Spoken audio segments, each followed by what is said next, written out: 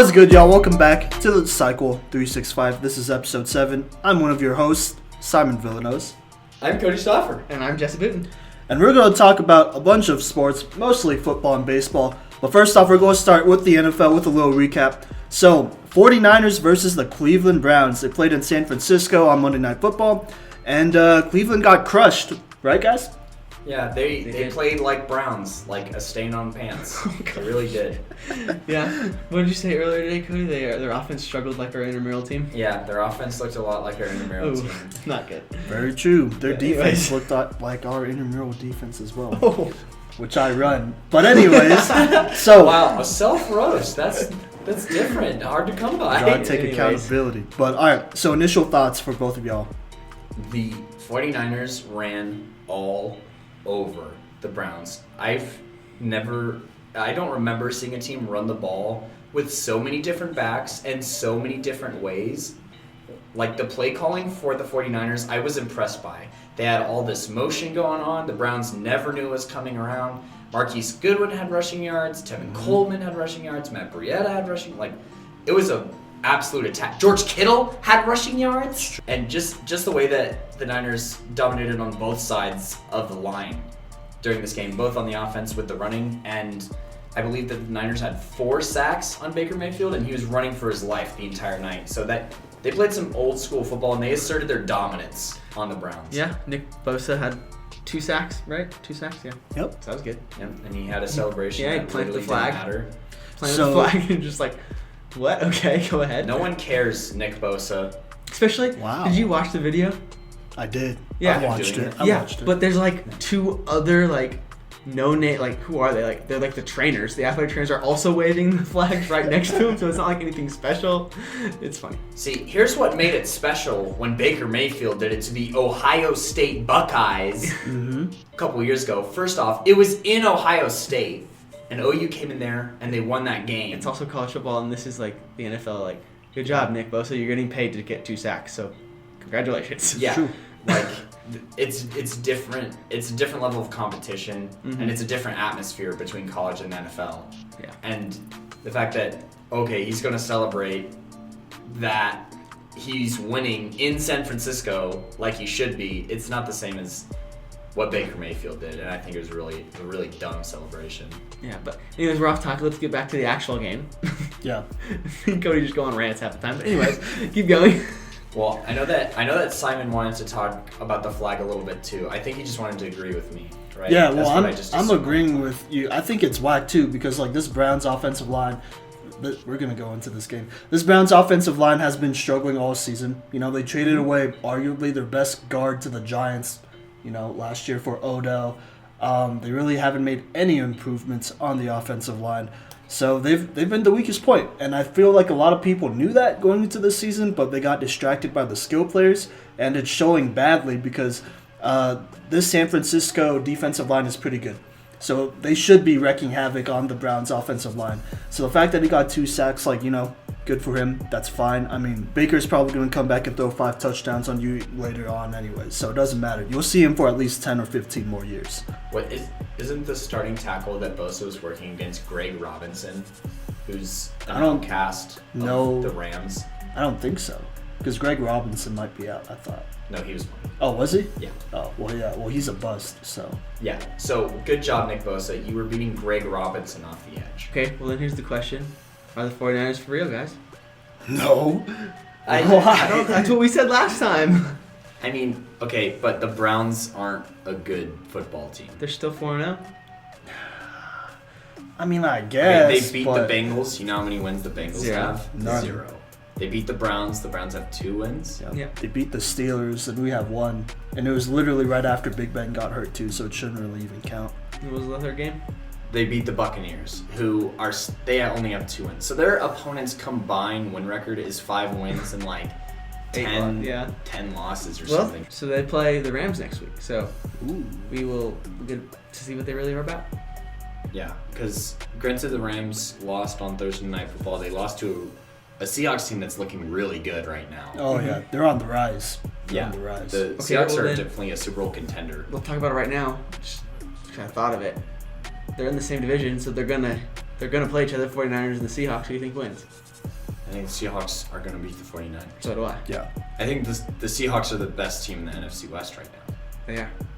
Yeah, I would say so too. Russell Wilson looks like a legit MVP candidate too. That's why he got paid. Exactly. Yeah. He looks great. That Seahawks defensive line is pretty nasty. I forgot they signed Ezekiel Anza. And then, you add in Jadeveon Clowney. You got two really good tackles, with Jerron Reed and they have the other guy. Yeah. It's good. It's good across the board. They have a good defensive line. They still got Bobby Wagner there. They still have some good linebackers. You still got Shaquille Griffin over there. Like they got some guys that could play. And their cornerbacks are stepping up big time. They I are. think. And a part of that's definitely the benefit of playing with a good defensive line. Mm-hmm. But the Seahawks have a sneakily good defense.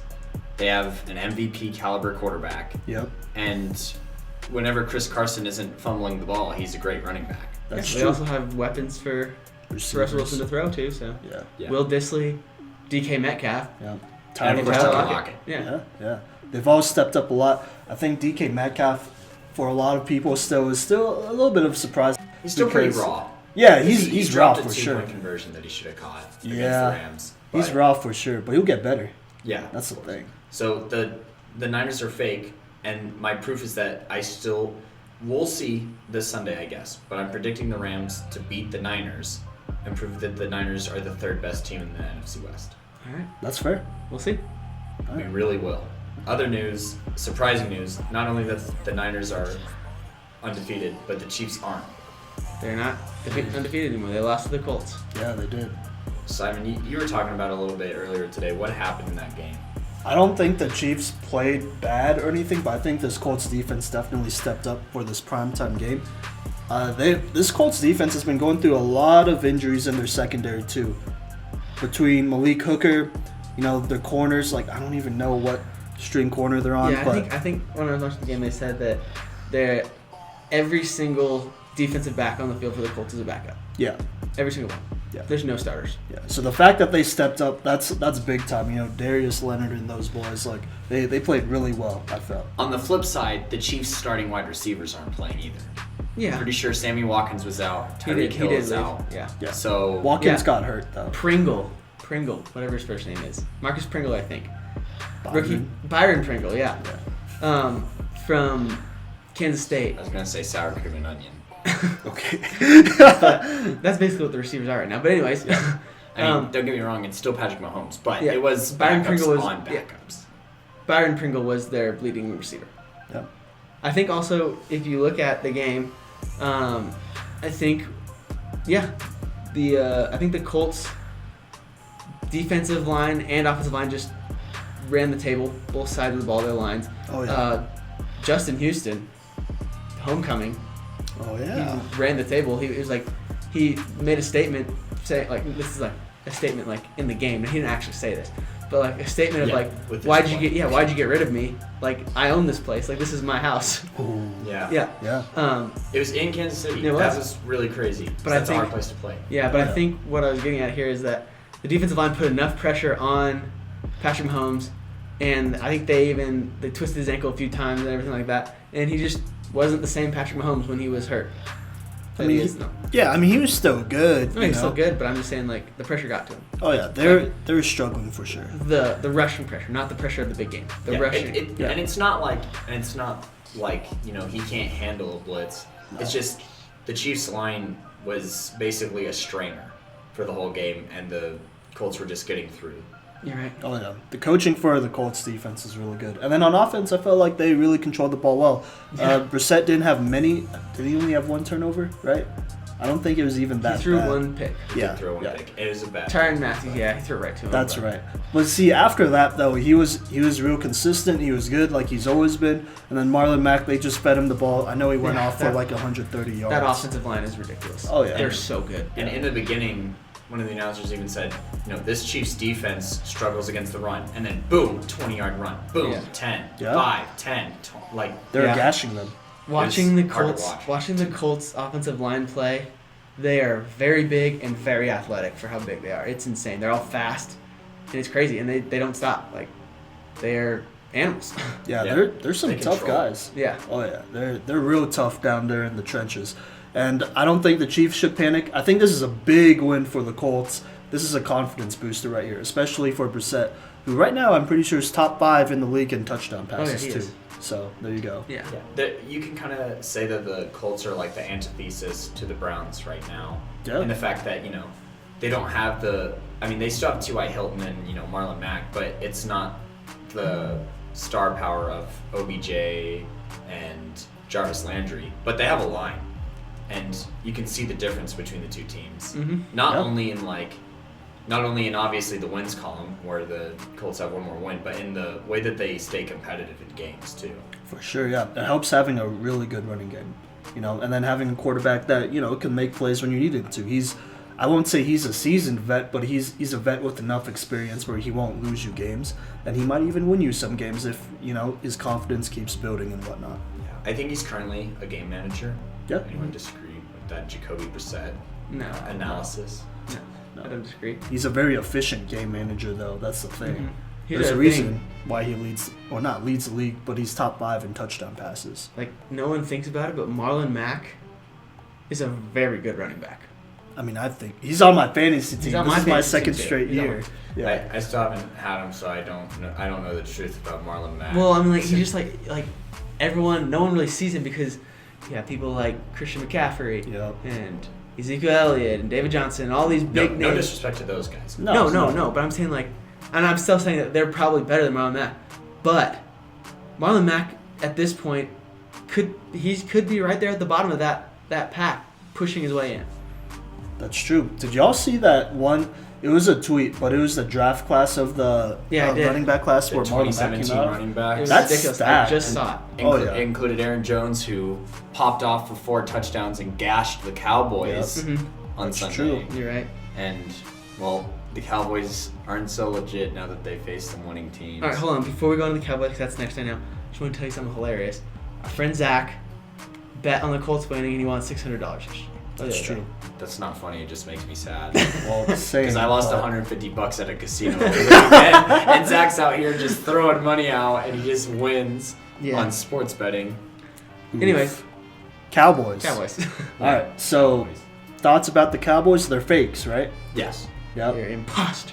Hey Simon, what did you say that the Cowboys were going to do during the NFL preview? I said they'll go to the Super Bowl.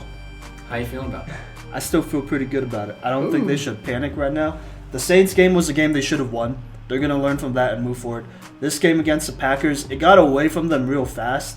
And I think it was just, honestly, the offense was just struggling in the first half. And they found themselves in a hole that really, it wasn't manageable, And so I can't blame them. The offense needs to get going faster. Dak needs to get going faster. Well, here's the thing. If you saw Amari Cooper's bobble that led to an interception. Oh, I did. That one's not on Dak. No, it wasn't a great ball, but it was a good ball. And if you're trying to be an elite receiver, or even a top 10 receiver in the league, or I'll even say top 20, you need to catch those balls because first off, there's barely anybody on you, so you probably would have scored. And then second, it hit you right in the hands. And it wasn't way too far behind or anything.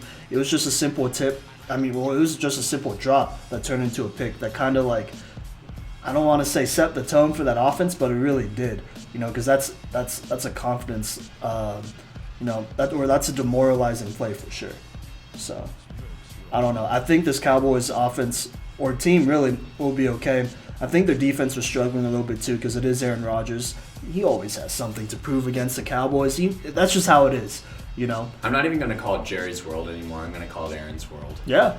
It should be, yeah. He has won how many games there since he's been there? An incredible amount. A solid number. It's hilarious, actually. Yeah. But I don't think the Cowboys should panic. Packers came out and played great, especially following that Eagles loss at home, because that was a tough one too.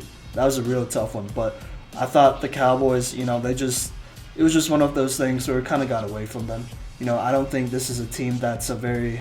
that's a comeback kind of team, which sounds bad, but if they get down by more than, I'd say 3 scores, then or even 2 scores, then I think they're done. They're not built to play from behind. No, that's not a bad thing. Yeah, no, because I'll be honest, I have doubts about Amari Cooper. He's given me reasons to doubt him after watching him these last couple games. I don't know. I want to say he's their top receiver, but that's not saying much. And I want to say, he's one of the top receivers in the league, but, he's so inconsistent. And that's the thing. That's why the Raiders traded him. He had so many drops in Oakland. That's true. But when he's good, he's good. I don't know. It might be a mentality thing that they need to work through. But that's Dallas's problem now. They need to bounce back. That's it. Because now they're on a 2-game losing streak, and they need to get back into the saddle. So Simon's saying don't panic. No. Jesse, what did you have to say about the Packers? And if you go back to the initial preview, listen, I said the Packers are going to be in the Super Bowl. Okay. I do think that they are the best team in the NFC. Yeah, I think they can beat all of them. I agree. Every other NFC player. I think they'd even beat the Seahawks if they played. I think it'd be a fantastic game. That would be. And if I was a Green Bay fan, I would hope that I'd have the first seed because I'd hate to play in Seattle in the playoffs. Yeah, but I'm going to be honest. I still think Aaron Rodgers can get it done in Seattle. He hasn't yet. Yeah, it'll be a tough. I think he would. It'll be a tough win if he tough. does. Like I wouldn't say it's like clear cut necessarily, but the Packers are looking really good and they're showing diversity on offense. I'm pretty sure Aaron Rodgers didn't even throw a touchdown on Sunday. Didn't need to. Aaron Jones ran. He did throw one. He threw one. He threw one to Aaron Jones. Oh. So there you go. It's the Aaron Jones show. Yeah. Yeah. That was. Oh man. So just the diversity that they have on offense, and then that defense is also really solid, and they force turnovers and they play fast. It's probably the best Green Bay defense since they went to the Super Bowl back in 2011. I don't remember. Simon, you're a Steelers fan. When did you guys lose to the Packers? 2011, and they came to Dallas too because it was the Super Bowl was in Dallas, so I'm pretty sure it was 2011. Okay. Yeah. But, yeah, no, I agree. This is a young defense, too. A really good young defense. So they obviously have room to grow. So there'll be growing pains for sure. So if they struggle, they struggle. But anyways, we're going to go to another team in the NFC East that is definitely struggling way more than the Cowboys have, or really ever have, in the last 25 years. I'm pretty sure they've only went to the playoffs 3 times in 25 years. That's what I heard what Stephen A. Smith said on First Take today. But the Washington Redskins fired Jay Gruden after he lost their 4th straight game to the New England Patriots, which was expected. They started Colt McCoy. I don't know. I mean, I kind of see why, but at the same time, why? Why? Yeah, exactly. Dan Snyder said that had nothing to do with the firing, not playing Haskins. No, that's true. Yeah. But however, go on. Okay, while I don't think Jay Gruden's a good coach, I don't think that the Redskins are a well-ran organization because their owner's an idiot. Yeah, they're dysfunctional, right? You agree? Yeah. You know that they have, no coach has gone more than 4 seasons with the Redskins? Really? Since 1999. Since 1999. Really? How many seasons did Except Jay for Jay Gruden? Gruden. Okay. I got you. That's interesting, actually. They fired Marty Schottenheimer after an 8-8 season. Yeah, see, this is an organization that, kind of like the New York Knicks, if they don't get rid of their owner, they're not going to be good. As long as the Knicks have James Dolan, the Knicks aren't ever going to compete. Same with Dan Snyder and the Redskins. I think this is a dysfunctional organization with a messed up culture. And what's funny is that, their front office doesn't even acknowledge that their culture is all, screwed up. They say, oh, no, he didn't get fired. They literally said he didn't get fired because the team culture was bad. It just wasn't a good fit. And I feel like that's a real bad, view to have of your team that obviously is. I don't see how he could think that way. I really don't. The unfortunate thing for Washington Redskins fans is that he's not that old either. No, yeah. he's they're there gonna have to to deal with this stay. for a really long time. Oh yeah, he's there to stay. Unless this guy Go want on. to donate some money and we can go buy the Redskins. Well, Let's see what the audience has to say. If they started GoFundMe for Jesse, Simon, and Kodey to buy the Redskins and turn it around. we're gonna make it a poll. Should the Cycle 365 buy the Washington Redskins? Yes. We're gonna make it a poll. Let's do it. Okay, great. Please vote for this poll. It's gonna be hilarious. It will be. We want to buy the Redskins. We want to. That's gonna be the hashtag on this podcast. The Cycle 365 buys the Redskins. Yeah, we'll get it viral too. We'll get it viral. Yeah, we will. We will. If there's any Washington fans listening to this, we will take care of you. We will. Oh, I promise you. Oh, so we're Kodey and Jesse are qualified. They're both the sports marketing majors. Sports admin, yeah. We're in sports marketing admin right now. We know how it works. You're right. They do. Cody's going to run the business side. I'm going to do the scouting. Simon's going to coach the team. We'll see. we'll see. But have y'all heard about the rumors about the Washington Redskins and the coaches they want to go after? Yeah, they're talking about Mike Tomlin. They are. You must be excited. I read a couple articles about it, actually. It's either Mike Tomlin or Todd Bowles. So I don't think Todd Bowles would be... Okay, here's the thing. If Mike Tomlin's smart, he won't take the job because it's the Redskins. And Todd Bowles, it's not going to work with him just because, because the Redskins are broken. Like, they'll probably wait one season. He'll probably go like 3-13 or 4-12 with their trash roster, and then he'll get fired. So, like, if you're a head coach, don't work for the Redskins. But see, I don't think this roster's that bad because you still got Haskins, right? You Yep. got Geis. You got your young left guard Brandon Scherf. You got McLaurin, the receiver. Scary the Terry. receiver. Yeah, Scary Terry. You got a pretty young defensive line between Jonathan Allen, is it De'Aaron or De'Aaron Payne? You still got Kerrigan there too, I guess, and some other guys for sure. No, this is Still disrespecting Kerrigan. Oh, he's like 3 years over since I showed you 30. the He's truth. over 30. It's fine. But this Washington team has some talent. So there are definitely worse situations you could be in, like Miami. So there's that. But you got some people to build around. And I think Haskins, he didn't look great against the Giants, but felt like I literally looked over it and did a little, film analysis of it. The Redskins were calling some very questionable play calling for Dwayne Haskins. They'd throw it on every down one drive, and then they'd run it on every down the next. And, it kind of just, doing that kind of stuff just messes with the quarterback's confidence. It reminds me of the way Mike Pettin and the Cleveland Browns handled the whole Johnny Manziel situation, like either making him throw every down or making him run like weird little like read option plays that forces him to run, even though he's not a mobile quarterback. So I think there could be worse teams. And also with the whole Mike Tomlin thing, I did see that if Washington was to offer picks for Tomlin, there are a lot of reasons why the Steelers would take it, especially if it was a first-round pick. Because, with Mike Tomlin, this will probably be his second straight down season where the Steelers don't make the playoffs. And, just how this organization is ran and the history of it, that's really bad. And I know Steelers fans have been, spoiled because we've had so much success, but that's almost unacceptable with the amount of talent we have and the amount of great drafting and scouting that we have done.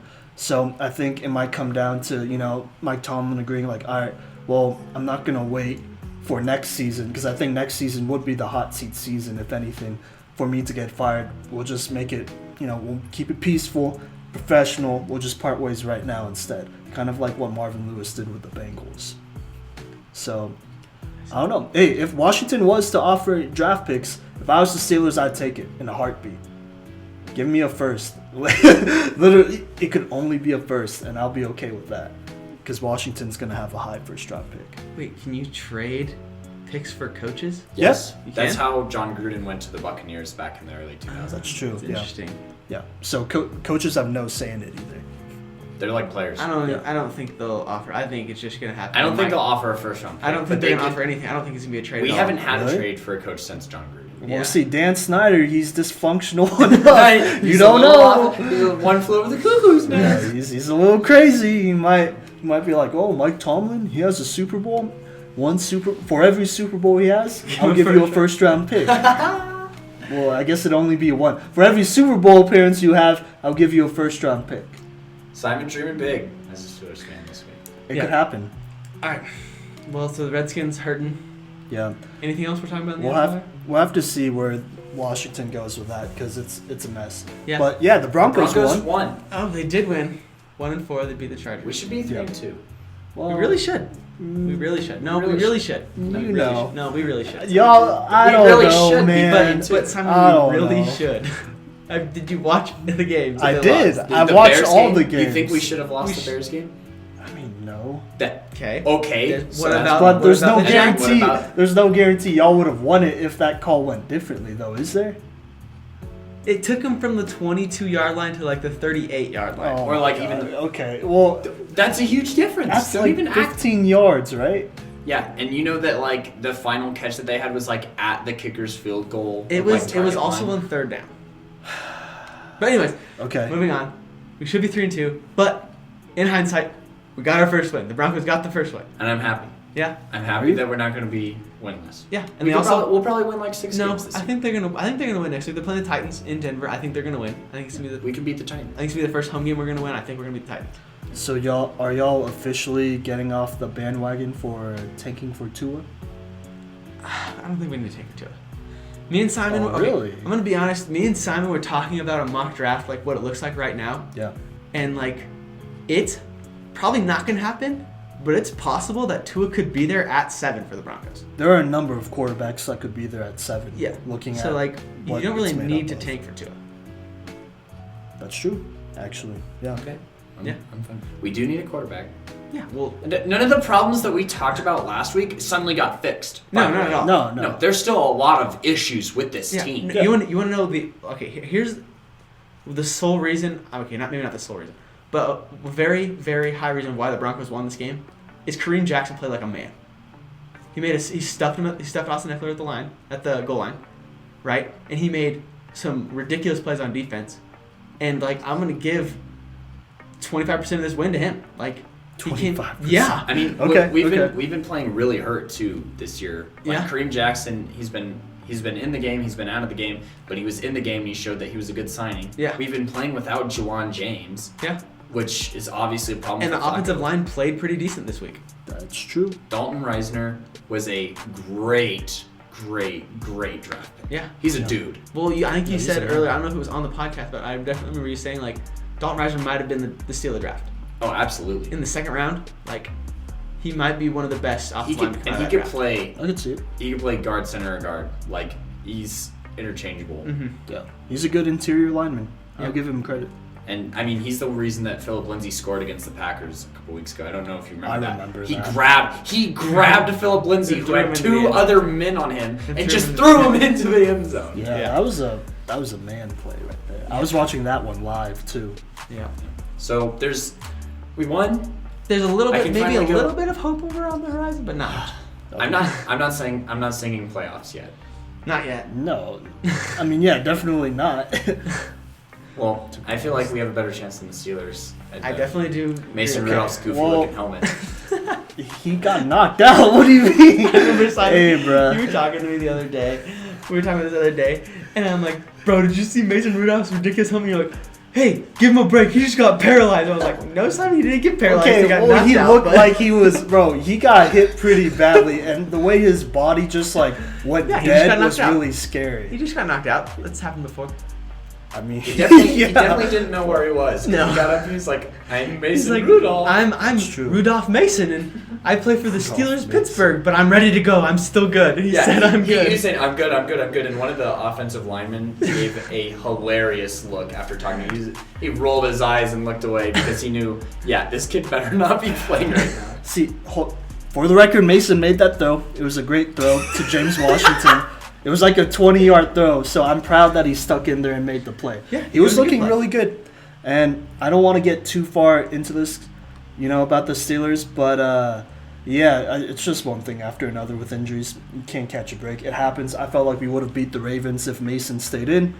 And, even our backup, our undrafted guy, Hodges, he played pretty well. And it just came down to Juju fumbling the ball on a Classic. very well-placed, no, don't disrespect him, on a mean, very it happened well-placed, last year. yeah, The but playoffs this on the one line. was different because Marlon Humphrey just punched the ball perfectly. You tried it before, and then he got thrown down. Nobody wants to remember that Marlon Humphrey got thrown down on the goal line, and then Juju scored on him. But, Marlon Humphreys choking Odell one week and then making Juju choke the next week. pause. Okay. Showing people out, dude. Anyways, the Ravens are looking good, though. But we're going to move forward. Yep. That's the end of this segment. Yep. Remember On the NFL. Remember to vote for our poll here. Should the cycle by the Washington Redskins. And if you guys say yes, we'll start a GoFundMe for it. You know, I've been working on my start a credit for a few hashtag, too. years, so I might be able to get a loan for like $1 billion. Yeah. Yeah. But we need your guys' help, so. Wait, hold on. Is there anybody famous that comes from the Washington, Maryland area? I'm trying to think of somebody that comes I'll look to it mind up. first. All right, so we just did the research. Samuel L. Jackson Stephen Colbert. It's Bill Nye the Science Guy. and Bill Nye the Science Guy. Hit us up, and we'll all buy the Washington Redskins together. and run them. Yeah. Coming up next, college football. Me and Jesse are going to do a little breakdown of this last week of college football and how the season's been going so far.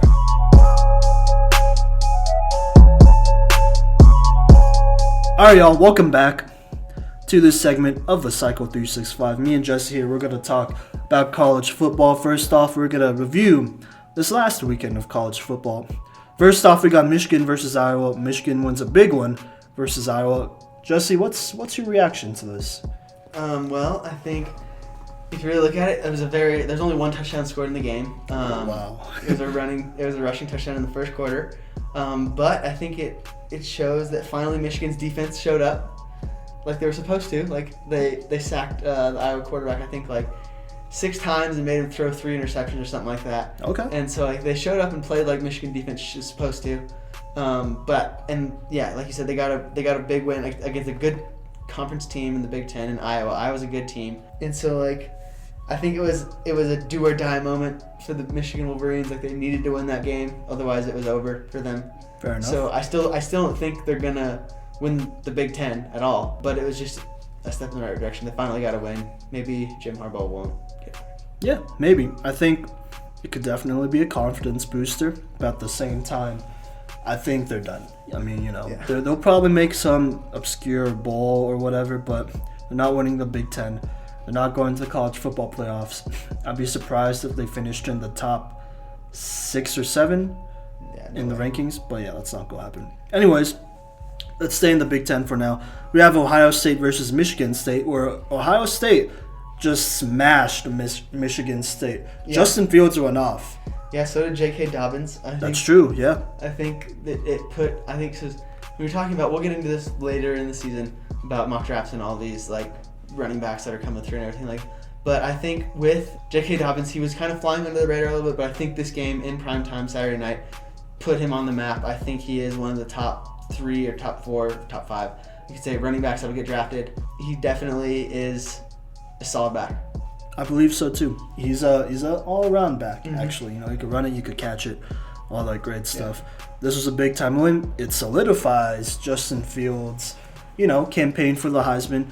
What do you think about Justin Fields right now moving forward and all the hype around him, because it's building? I know there are some people out there too that are trying to project him to a team, obviously not this year, but probably after next year. And he's linked to the Carolina Panthers, getting linked to being Cam Newton's replacement, even though Kyle Allen's playing well. But what do you think about Justin Fields?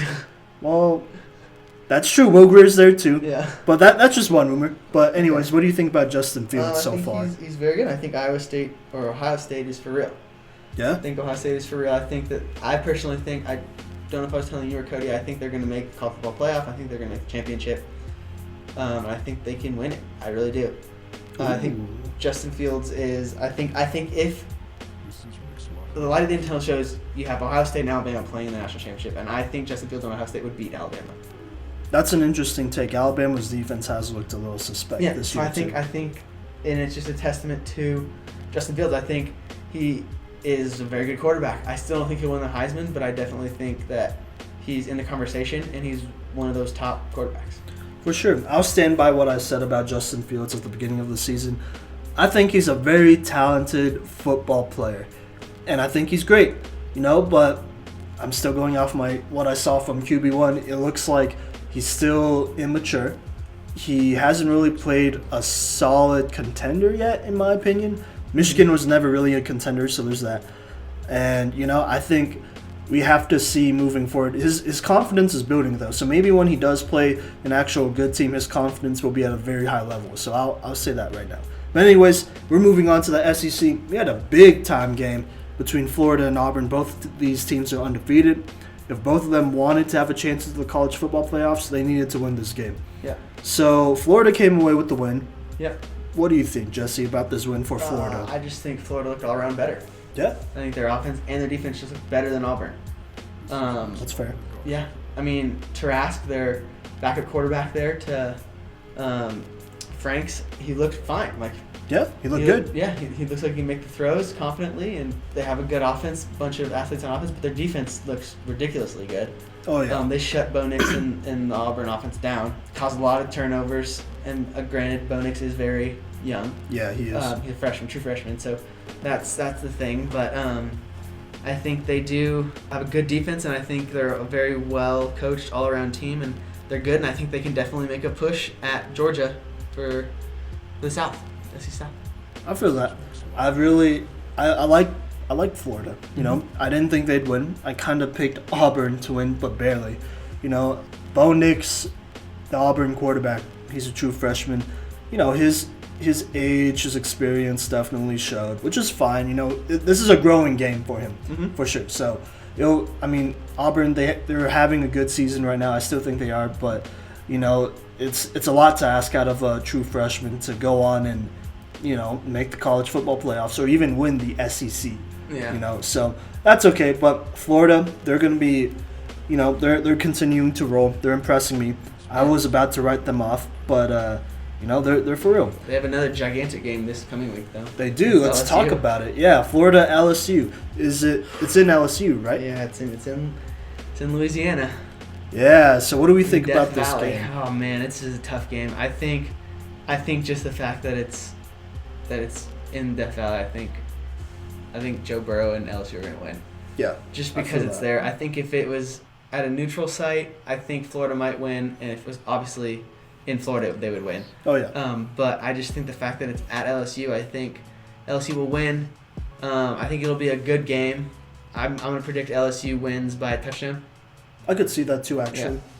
But it's gonna be a very good game. It's gonna be a fun one to watch. Definitely tune into that one if you like college football. Yeah. It's gonna be a crazy atmosphere, and it's gonna be fun to watch. I believe it. Both these teams are very physical, so it's going to be an extremely physical game. If Florida does come out with the win, It's gonna be because of their defense. oh yeah, it will be because of their defense, and I think it'll finally be time to admit that this Florida team is for real. You know, and they could, you know, they might be able to compete. It's crazy because there's so many SEC teams that are good between Alabama and Georgia already, and then LSU, who still has a pretty good case, you know, of making it in. If LSU beats Florida, they're still rolling. You know, that's a big time thing for them. With Florida, if they beat LSU, I feel like that would be almost a miracle to a degree.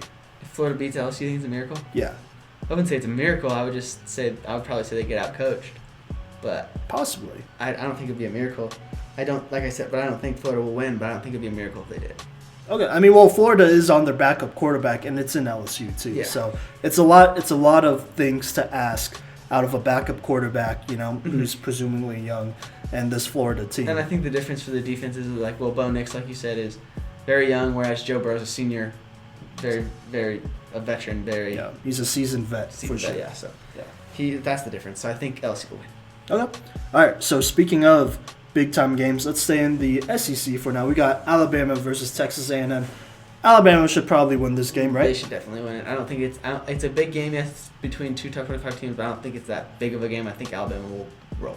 Oh yeah, easy. Or they should. This Alabama defense needs to step it up though. They've been a little suspect. So getting a shutout against A&M will be big. I don't think they'll shut up A&M, but they'll Really? definitely win. If they keep them under 15, that's good. Yeah. Yeah. All right. So last game we're going to talk about coming up this weekend that me and Jesse are just going to do a little preview of and make our predictions. It's the Red River rivalry between OU versus Texas. This is a big time game for both teams. This is the biggest game in the Big 12. Oh yeah. If either of these teams want to make it into the college football They have playoffs, to win this one. yeah, this is a must win already. So as always, the Red River rivalry will be played in Dallas, Texas, in the Cotton Bowl. Wait, right? It's Yeah, Dallas. yeah. Yeah, in the Cotton Bowl. I literally live there. But yeah, I just had to make sure. So it's a huge game. We got two really good quarterbacks. Two guys who could go in the early rounds of this year's draft. We got Sam Ehlinger on the Texas Longhorns. He's been lifting them up over some pretty tough teams between West Virginia, Oklahoma State. Pretty much winning in shootouts in all of those games. definitely bouncing back from that LSU loss, but he still played pretty well. Then you have Jalen Hurts, who is red hot, leading the Heisman race right now. So, Jesse, just straight up, who's going to win this game and by how much? I'll first do my little analysis of this. So, Okay. Oklahoma's defense struggled with Kansas last week. Their offense and defense struggled with Kansas. If you watch the game, they didn't really get rolling until midway through the second quarter. Mhm. There was a point where Kansas was actually winning. Yeah. But so that was a bit of a scare for Oklahoma. But I do think in the end, I think Oklahoma's going to beat Texas. I think just because of Jalen Hurts. Okay. I think he's going to outplay Sam Ehlinger, and he is going to lead that team to victory. Okay, that's fair. I think he's going to have a big day. And so I think Oklahoma will shore up some of those things that they saw against Kansas, and it won't happen against. Okay, that's fair. I will pick Texas. Yeah, I know you just will. to play devil's advocate, also unbiased. I think here's the thing though. So Jalen Hurts has a steel mentality, as in like he has a very strong mentality. Like nothing gets to him. He's a tough guy. Mm-hmm. But with Sam Ehlinger, I think he's the same way in his own way as a quarterback. I think he's a mentally tough guy. He'll keep you in the game, and he'll battle for sure. So it's not going to be an easy win by any means. Mm-hmm. If anything, it just depends on like the cast around these two. But I think they're going to battle it out for sure, and it's going to be explosive. Yeah. And I think maybe Texas, they might have Oklahoma's number. They some every other year they do. And then either way they'll probably meet in the conference championship anyways. So yeah, again, so. Yeah. So it doesn't matter Yeah. to a degree. It matters more for Texas than it does for Oklahoma. Yeah. Because if Oklahoma wins, everyone's like, oh yeah, Oklahoma won. Like, Yeah. everyone expected that. But if Texas wins, then it's like, oh wow, Texas won. Yep. And then Texas is right back into the college football playoff race, in my opinion. Mm-hmm. Because they've been treading water right now. Yeah. So I think we'll when see. you go back to your idea of like both quarterbacks have just a steel mentality or whatever, I just think Jalen Hurts has a better goal in mind, like a better thing he's fighting for. Like he wants that shot at Tua in Alabama. That's true. And I don't think he'll be derailed from that. I think they're gonna finish winning the Big 12. I think they're gonna go undefeated in the Big 12, and then I think they're gonna make it into the playoff. And I think it's gonna be a battle in the top four. It really is. Oh yeah, So, it will be. But I think go on. Sorry. Final prediction. I think it is going to be a very high-scoring game. Oh yeah. I still do think Oklahoma wins by 2 touchdowns. Really? By 14 points. Yeah, I think Okay. I think it's somewhere around the 48 rate. Like Oklahoma scores around 48-point range, and Sam Ehlinger and Texas score about 35 range, stuff like that. Okay, that's fair. I was gonna say 45-38 Texas. Yeah. Maybe even a little bit closer. It's gonna be a really exciting shootout. For NFL scouts, this is the game to go to. Yeah, this week. This is the game to go to if you're looking for a quarterback, and I know there are some teams out there that are at the Dolphins and everybody else that comes after the Dolphins potentially. I think this is the game to go to, and it's going to be exciting. It's going to be such an entertaining game as always. It's definitely picked up in the past couple years. Mm-hmm. It's definitely picked up. So we'll have to see where that is. But anyways, that's the end of this segment. Coming up next, we're going to do a quick little rundown of all things sports. We're going to talk a little bit about hockey, some XFL football, and then preseason NBA basketball coming up next. Welcome back to the Cycle 365. We're going to do a quick rundown of sports. Jesse, do you want to start? Yeah, I guess so. I'm gonna. If you don't know yet, hockey has started. Kodey, sorry, I get no reaction from you from that. Woo! It's about time. Ooh. So yes, hockey has started. I'm gonna give you a quick rundown of just top few teams in each conference. In the Eastern Conference, you have Carolina, 4-0. Yep, They for the start first off- time in a long time. Yeah, they did make the playoffs last year and made a run. So they are on the rise. Yeah, they're a bunch of jerks. Aho. If you watch hockey, then you know. Yeah, but Aho is their young rookie, and he's looking good. But just right behind them is Washington Capitals. The only good thing happening in Washington right now. Yeah. But anyways, so they're right behind them in the second in the Eastern Conference. And then if you look at the Western Conference, you have Edmonton, and Anaheim. Anaheim, yes, I said Anaheim. See, with Or those tied. teams, we'll just have to see if they sustain it for the whole season. You're right. That Because is the question. it's a long season. It is a long season. But we'll just really also touch on the Avalanche real fast because we like the Avs. Yeah. They are 2-0. They started at 2-0. And Mikko Rantanen is worth every penny that we Yes, gave him. yes, he is. Mikko Rantanen is playing well. He already has 4 goals, I believe. 4 goals or 4 points, something around there. Oh, maybe it's 3 goals. Anyway, he's leading the team in goals. Yeah, and Philip Grubauer is looking great in his first season as a true starter. Starting the season, So that's really all there's to talk about hockey right now. It's just started. There have have been some big already 4-goal games by a few players. Detroit had one. The Oilers, Edmonton had one tonight as we were recording this podcast. One of the players scored 4 goals. There's one of them I forgot. But hockey's pretty exciting right now. Like, tune in if you like sports. Hey, Yeah. I'm about to make y'all jealous. I'm going to the outdoor game when the Avs come here on February 15th. Come here. The Avs come here? Well, I meant they're playing in course. They're playing in course. I'm going to be at that game. Okay. All right. Just make you jealous. Anyways, that's it for hockey. So I guess it's my turn, and we're going to talk some NBA basketball. For those who haven't watched any preseason, Anthony Davis and LeBron are going to be a threat. LeBron has brought out the headband. Yes. So he means business this year. And Anthony Davis in his preseason debut. Now, I know it's preseason, but the chemistry looked right. And something that people forget about is how well Rondo and Davis worked together in New Orleans and how alley-oops just came to them naturally. And Rondo threw Davis 3 alley-oops in the opener. And he came out with 17 points and 4 blocks in very limited time in the preseason game. Another preseason news, the Thunder just beat the Mavericks with Steven Adams hitting a 3-pointer in the defender's face. Rip. So, and Chris Paul's first bucket as a Thunder was a 3-pointer. It doesn't mean that I'm hopeful, but it just feels good to know that we won something this year, even if it was a preseason game. The Pelicans look really good. Zion put up 16 in his debut, and he was really good. posterizing. Yeah, it was insane. What a dunk. Yeah, he's going to be a monster. Yeah. If anyone was doubting it, they are wrong. They're not doubting anymore. Yeah, and Trae Young also looked good in that game. Mm-hmm. It was really interesting to see 2 teams like the Hawks and the Pelicans, who are both just super young, put in work, really, and just watch how their young guys are going to develop. Because we'll be watching a lot of those players for years, probably the next 10 to 15, between Trae Young and Zion. Yeah, yeah, that's fair. And the last basketball-related thing, Ben Simmons hit a 3. So for all those who chose Doncic over Ben Simmons on the poll, he's coming for you. He's going to develop a shot, and just you wait. He's going to be the most well-rounded point guard in the league. So basically everybody who did when I put up that poll, just so y'all know. Well, I can't wait for Ben Simmons to prove all of you wrong. So.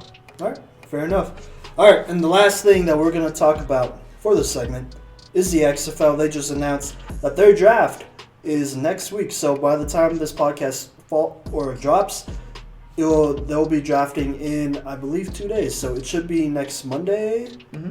I want to say Monday and Tuesday. It's a weird little thing that they're doing. So they're going to do quarterbacks first. I guess every team's going to get assigned a quarterback. Then they're going to do like an all lineman draft and then an all skill position draft and then fill out like close to 80 roster spots, I want to say. So that's it's 72 players. Or 72 players. That's insane. Yeah. It is insane. Wait, on each team? Yeah. Yeah, we should try out. We should. Well, there's a chance. Yeah. But also at the same time, the players who do get drafted to the XFL, I think they'll have until December to sign a contract with the NFL, so they could leave anytime they want, which is why I think they have, really large numbers just in case. So Because the it's XFL possible. is trying to be a feeder system. It is.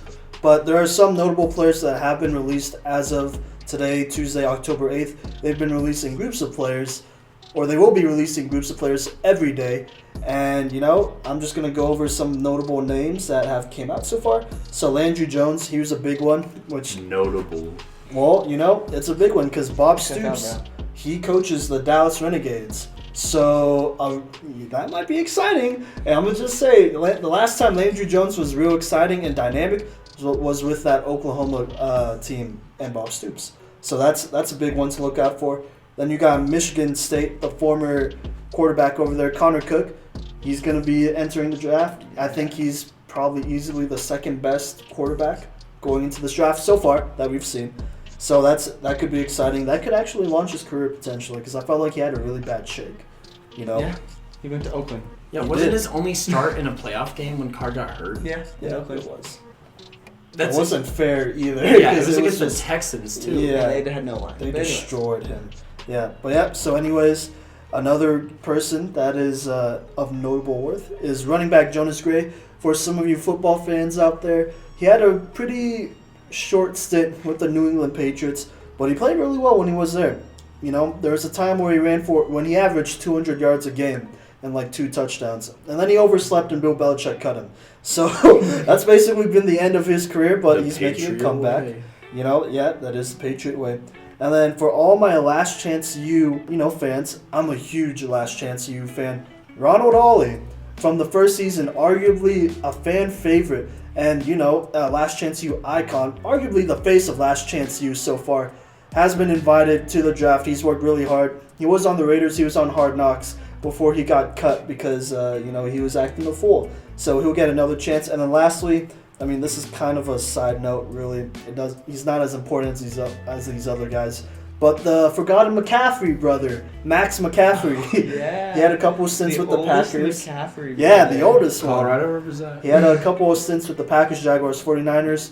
He is, I don't know why, but it's saying... He played for the Broncos for a few minutes. That's true, he did. He's literally a few minutes. He's a top-rated receiver in this draft. So there's some guys to look out for. Check out the XFL website. They'll be coming out with more groups of players every day.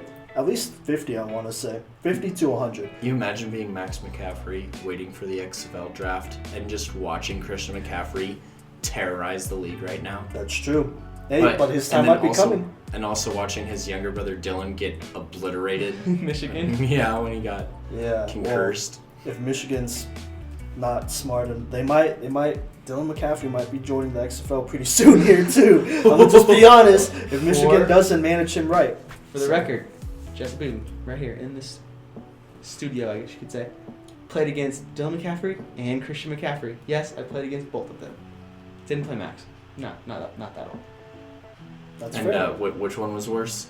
We both know the answer, but what do you mean the worst? Who's worse to play against? Yeah, against. Oh, definitely Christian McCaffrey. Oh, yeah. Weren't they both like 5-star guys anyways though? Yeah. Okay, Christian McCaffrey should have been a 7-star guy. He owned the state of Colorado every year he was. Yeah, he owned me, that's for sure. But I played both of them. That's for the record. Anyways, continue, Simon. Well, that's pretty much it. So look out for that. Here at the Cycle 365, we're thinking about doing a live reaction to the XFL. Obviously, on the podcast next week, we'll probably talk about the draft altogether. See, if there's any potential contenders in the XFL moving forward. But anyways, that's the end of this segment. We're going to go into the baseball segment with Kodey and Jesse. They're going to give y'all a quick rundown of baseball and the playoffs because it's been popping off. Yeah, we don't look like complete idiots yet. No, we're doing pretty good. We got quite a few. We missed one game. Yeah. All right. I think everyone missed that game. Coming up next. This? All right, and here on the cycle to wrap things up is Jesse and I talking some postseason baseball. Jesse, are you surprised by the outcomes of any of the series or wild card games so far? I thought the Athletics would beat the Twins. The Athletics beat the Rays. Yeah, they kind of got spanked. But the Rays won. They won convincingly too. Yeah. It's because the A's pitcher was kind of trash. Who was it? Sean Manaea, I think that's how I say it. He allowed like 3 home runs in the first 5 innings. Yeah, so that's the only surprising, I think. Everything else is what I thought. It's all coming together now. Yeah. But, yeah, so the Dodgers and the Nationals play on Wednesday, and they're tied 2 apiece. Yep, tied 2-2. We're both rooting for the Nationals, but can they do it? I think they can do it. Well, it's back in LA, so we'll have to see how that goes. I mean, they've won one in LA, haven't they? Yeah, it went. The Dodgers won the first one, and then the Nationals, and then the Dodgers, and then the Nationals. Yeah. So they've each won one away and one at home. Mm-hmm. So we'll see. It'll be a good game. I think they could do it. Who do you think's gonna go? Clayton Kershaw, the Dodgers? I don't know. He was the one who lost, wasn't he? Let's take a look. I'm pretty sure he's the one who lost to the Nationals the first time, but I'm not necessarily sure. Yeah, let's see. So, the game is tomorrow, as of this recording. the Wednesday. This recording's Tuesday the 8th. Yeah, but the games are played on Wednesday the 9th. Yeah. As of this recording. So it looks like they're going to do Steven Strasburg versus Clint Kirchhoff's not going. It's Walker Buehler. Walker Buehler, huh? For the Dodgers. I don't know. I think with that... Steven Strasburg's been dealing this postseason. Yeah, but... I mean, if you just look straight up on their stats, Steven Strasburg has allowed a run, 2 runs. His ERA is 1.50 or 1.5. Sorry, not 150. 1.5 in 6 innings, while Buehler hasn't allowed any runs in 6 innings. So we'll have to see how that goes. I think it's going to be a slugfest, dude. It's going to be not like the kind of slugfest I'm talking about, where like hit a lot of home runs. I'm just saying like it's going to be a long game. It's going to be a slug like. And both these teams have good defense too at the same time. Yeah, I think they're gonna have this is just gonna shot after shot. So it's gonna be like the Dodgers up 1, Nationals tie them, just on and on like that. Yeah, and it's back and forth game. Another thing to think about is I don't think that the Nationals are afraid of the spotlight, because you think about it, they won their wild card game in the 8th inning alone. Mm-hmm. Like they were getting killed the whole game basically. Yeah. Just outplayed by the Brewers. And then they're able to play a whole game. Yeah. And so I'm not going to write them off, but as far as like staying true to like, I think as far as like predicting it, I'm gonna still take the Dodgers. I don't know. I might change my pick. Oh. I might go with the Nationals. The Nationals and the NLCS, dude. Yeah. Against the next game that's going to happen tomorrow as well. Yeah, they're both tomorrow. The Cardinals and the Braves. Yep. So starting for the Cardinals is Flaherty, who's okay. So far in the postseason, he's 0-1 with a 3.86 ERA. It doesn't look good. It doesn't look good, but he's been their ace for the regular season, right? Yeah. And when he's at the top of his game, I think he's one of the best pitchers in baseball. Mm-hmm. The only problem with relying on this guy is that he's really young. I don't even think he's like 24 years old. Yeah, I don't know. But versus then Atlanta, guy. Mike Fultonevich. He's their ace. They're both not holding anything back, that's for sure. Nope, it'll be, again, this is an elimination game. Everyone's going to give it their all. Yeah, because if you don't make it past this game, well, then there's no point in... Yeah, there's no point in... making it past... you can't make it past the next game. So I'm going to still say the Braves. I think the Braves are going to win. Yeah, Flaherty is only 23 years old, and you know how young players do in the postseason. I mean, it's a completely different game. Yeah. I'm still probably going to go with the Braves. I'm going with the Braves. So that'll put, for me, the Nationals and the Braves in the National League Championship. And remember, if we go back to our podcast a few weeks ago, I said if the Braves get there and the Dodgers aren't in there, I think they're going to go to the Super Bowl, the World Series. Come on, football. Yeah, well, we did discuss that for quite some time. Mm-hmm. So I think if the Braves win, I think they will be in the World Series. I think they can win it. Yeah, I'm staying true to my original prediction. I'm not flip-flopping on the Dodgers and the Braves being in the NLCS, and I still believe that the Braves, regardless of who gets there, if they're giving maximum effort, can win that game. But there's been some concerns about effort from Atlanta's side, especially with Acuna Jr., who literally apologized for not running hard enough in a October baseball game. What are your thoughts on that? Like, he's tired, bro. He's tired. I'm just kidding. No, this is make it or break it time right now. I'm sure he is tired, but like that's what you prepare for. He's also a really young guy, so it's like his body's not ready for this many games. Like last year was his rookie year, and he did go off, but the Braves didn't make the playoffs, so like he didn't have to play this extra 3 series. Yeah. So this is his first time in it, so I think he'll figure it out and be fine. Do you think that's going to be a concern for the Braves? Because I don't know if you recall, but earlier in the year, he actually got pulled out of a game because he thought that he hit a home run and he stopped running, and he only got a double out of it.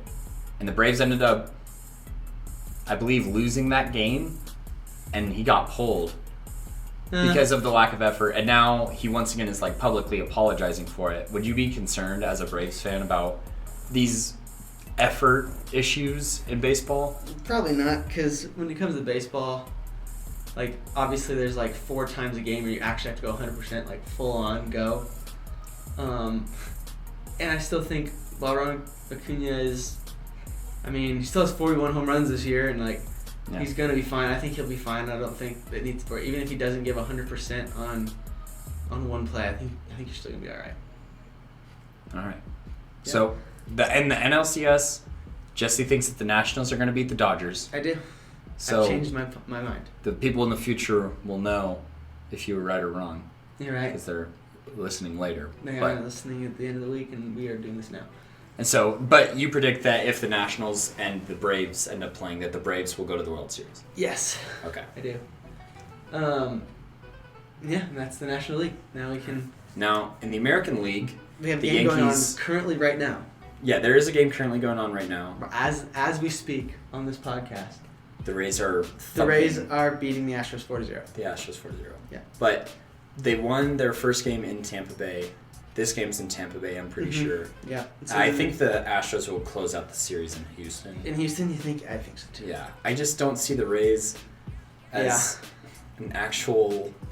Playoff team. Yeah, like, Um. I mean, don't get me wrong, they're a great team, but they're I'll not a postseason baseball Yeah, team. I'll give the Rays. I will give the Rays the benefit of the doubt that the Astros did throw Justin Verlander tonight, and he didn't play well. He got pulled in the fourth inning, so they're not gonna see him in 2 days. They're not gonna see him on Thursday. Well, they'll probably start Cole. It's got to be Garrett Cole, and again, I mean, he's been really dicing everybody up. But I mean, he helped them win the first game of the series. yeah, but I'm gonna also say like I've watched. I'm a Pirates fan, a low-key Pirates fan, and so I've watched tough year. Well, that's fine. It's always a tough year for a Pirates fan. but keeping it real, go Pirates. Anyway, I'm saying a low-key Pirates fan. So I've seen Garrett Cole from when he started, and he's a very hot and cold pitcher. So like he has most of the time he has been good, but if he gets in there and it's one of his off days, the Rays could win. Yeah, and they've shown in the playoff game against the A's, we saw that where, Mane's not a bad pitcher by any means, but he was having an off day and the Rays made him pay for it with 3 home runs in the first half of the game. And I mean, you just can't overlook the Rays still have good batters. So Yeah, especially in the latter half of the season is when their bats started to get hot too, which is a good time. But I mean, it's just so hard to think that the Rays are going to beat the Astros just because. it's tough, I know. I mean, Garrett Cole, he's a Cy Young candidate this year. Yeah, he's everything candidate this year. Comeback player of the year. Yeah, everything candidate.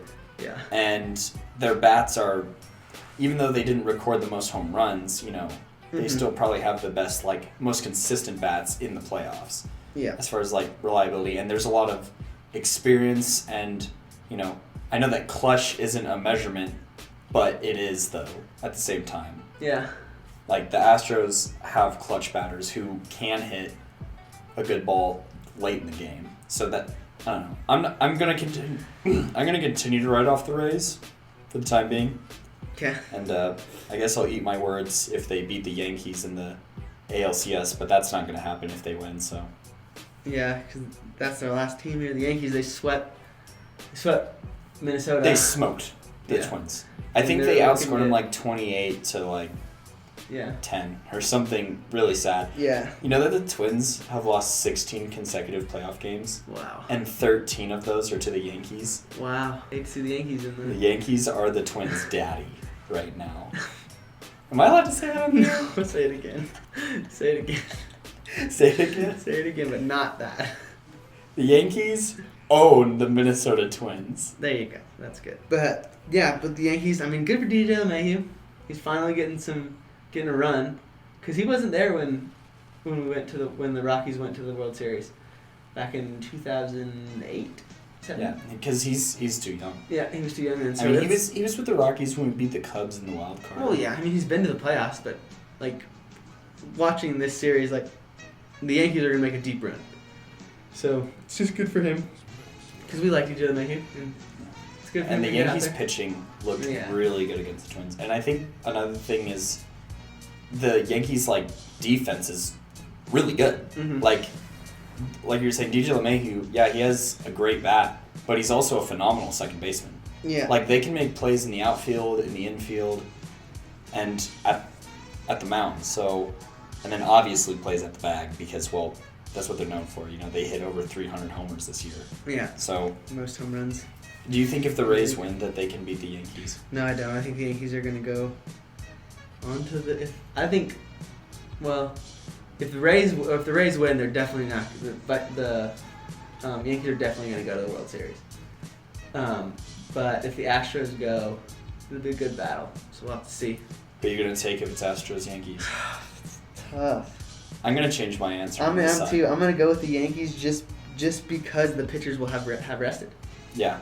Like they're juiced up right now. Yeah, I mean the Yankees are a fresh team because they only played 3 games. Yeah. They're completely fresh.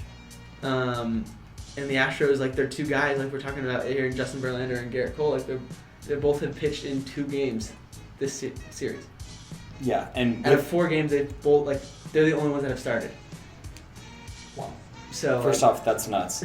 Second off, the thing about baseball playoffs too is that there's no it's not like NFL where there's a week between games. 2 days. It's just games constantly.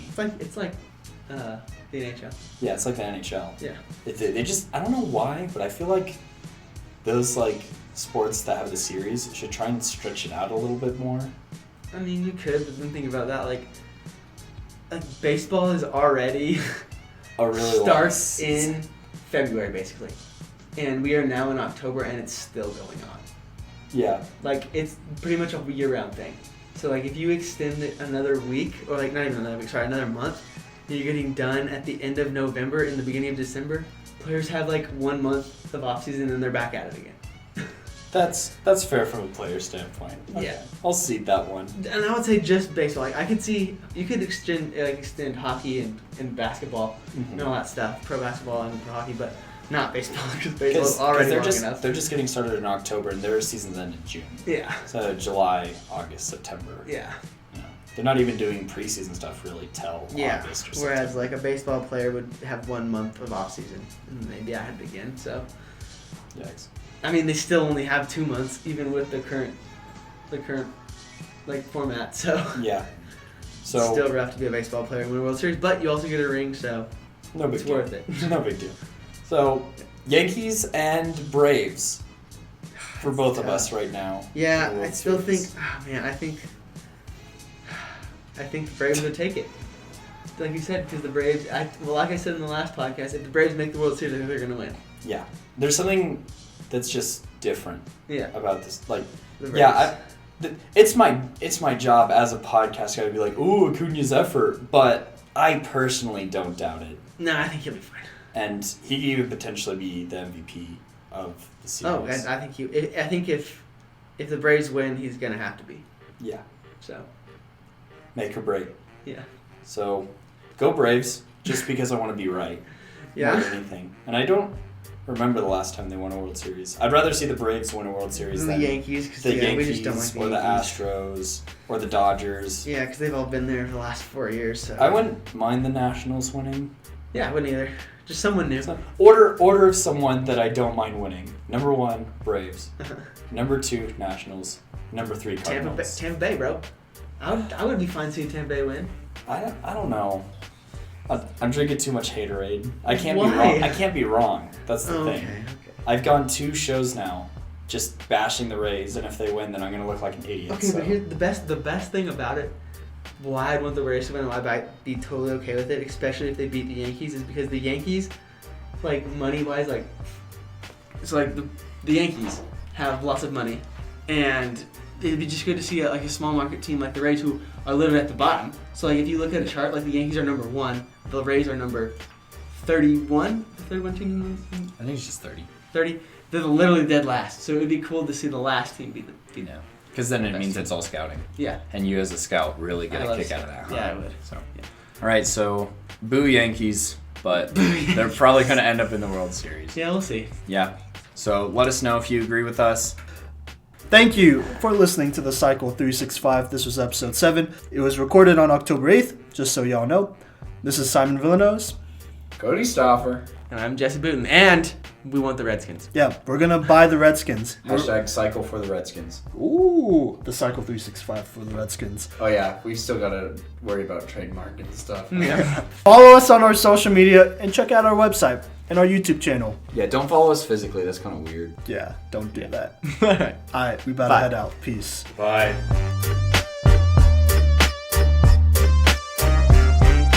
Hey guys, it's Jesse Booten here from your favorite podcast, The Cycle 365, where we talk sports 365 days a year. Just kidding, we don't do it. We do it once a week. But anyways, I'm here with my videos of the week. So first one, if you want to see the mental breakdown of the week, watch SMU playing Tulsa, and Tulsa's kickoff return team just stands there and watches the ball bounce into the end zone, and then the SMU guy jumps on it. It's the longest onside kick of all time ever seen. If you want to see bringing it back, the gross video of the week, watch Colts linebacker Kamoko Toure dislocate his ankle trying to tackle Patrick Mahomes. And then the best play of the week comes from college football. Watch Deshaun Jameson, the defensive back from Texas, ridiculous one-handed interception over West Virginia. So yeah, check out those videos. They'll be on our webpage. Links down below. Click it and have fun watching. Thanks.